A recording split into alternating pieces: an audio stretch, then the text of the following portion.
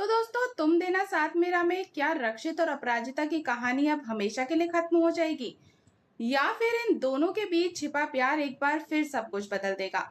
आज के एपिसोड में इमोशन, दर्द और गलतफहमियों का जबरदस्त तूफान देखने को मिलने वाला है।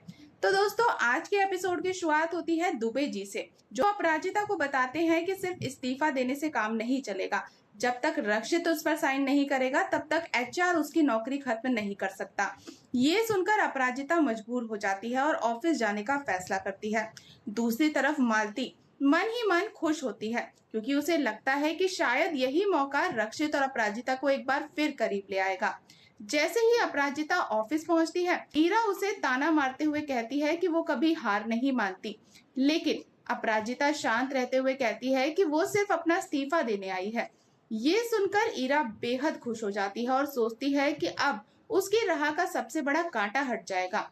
इधर आराध्या विवान से मिलती है और कहती है कि उसके प्यार ने उसे अपनी सगाई तोड़ने की हिम्मत दी। विवान भी उससे हमेशा साथ निभाने का वादा करता है। लेकिन दोस्तों, यहाँ एक बड़ा ट्विस्ट है। आराध्या के मन में प्यार से ज्यादा अमीर जिंदगी पाने का सपना चल रहा है। अब आते हैं सबसे इमोशनल सीन पर। रक्षित अपने कैबिन में खुद को संभालने की कोशिश कर रहा होता है। जैसे ही अपराजिता उसके सामने आती है और अपना इस्तीफा उसके हाथ में देती है, तभी रक्षित गुस्से में उन कागजों को दूर फेंक देता है। रक्षित गुस्से में कहता है कि अब किसी की वफादारी की कोई कीमत नहीं रही। वो अपराजिता को ताना मारते हुए कहता है कि अगर उसे जाना ही है तो वो उसे खुद नौकरी से निकाल देगा। रक्षित की ये बातें सुनकर अपराजिता का दिल टूट जाता है, लेकिन असली झटका तब लगता है जब रक्षित उसे बताता है कि उसके कॉन्ट्रैक्ट के अनुसार उसे 3 महीने का नोटिस पीरियड पूरा करना होगा। अपराजिता हैरान रह जाती है। वो कहती है कि वो 3 महीने और यहाँ नहीं रह सकती, लेकिन रक्षित ठंडे लहजे में कहता है कि अब वो उसके लिए सिर्फ एक साधारण कर्मचारी है, उससे ज्यादा कुछ नहीं है।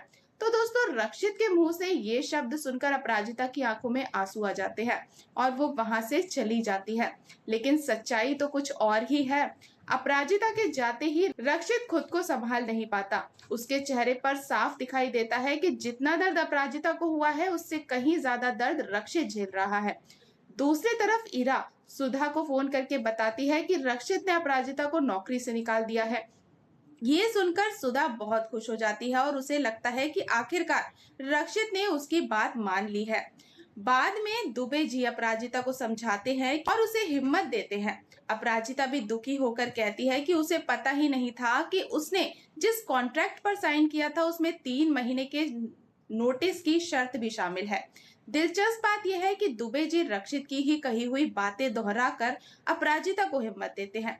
ये सुनकर अपराजिता मुस्कुरा देती है और कहती है कि रक्षित को दुबे जी से थोड़ी इंसानियत सीखनी चाहिए। लेकिन दूर खड़ा रक्षित ये सब सुन रहा होता है। उसे एहसास होता है कि अपराजिता को चोट पहुंचाकर उसने खुद को भी बहुत बुरी तरह से तोड़ दिया है। अब ये देखना बेहद दिलचस्प होगा कि क्या इन 3 महीनों में रक्षित और अपराजिता के बीच की दूरियां कम हो पाएंगी। क्या दोनों अपने दिल की बात समझ पाएंगे, या फिर गलतफहमियां इनकी कहानी को हमेशा के लिए खत्म कर देगी। तो दोस्तों, जानने के लिए जुड़े रहें हमारे साथ। और अगर आपको आज की ये अपडेट पसंद आई हो तो वीडियो को लाइक और चैनल को सब्सक्राइब करना बिल्कुल ना भूले। मिलते हैं नेक्स्ट अपडेट के साथ, तब तक के लिए गुड बाय।